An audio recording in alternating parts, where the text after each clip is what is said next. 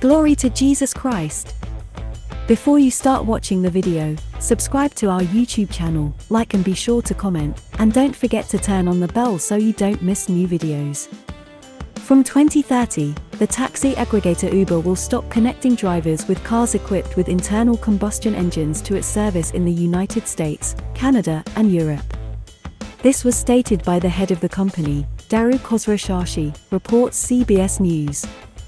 At the same time, Uber planned to introduce benefits for drivers who decide to switch to electric cars. Currently, only 25,000 of the approximately 1 million cars connected to the service are electric, and Uber is going to encourage taxi drivers to abandon internal combustion engines. As early as next year, there should be twice as many electric cars.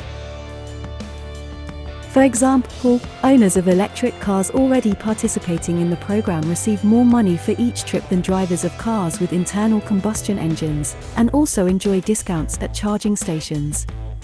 The Uber service will give taxi users the option to choose between electric cars and cars with traditional engines. There is an agreement between Uber and the rental company Hertz, which allows the use of electric cars rented from Hertz in taxis. The channel cites the example of one driver who switched to a Tesla from a Toyota Camry and ended up getting twice as many tips and stopped paying attention to rising gas prices. Finally, Uber will allocate up to $800 million to compensate drivers who decide to switch to electric cars.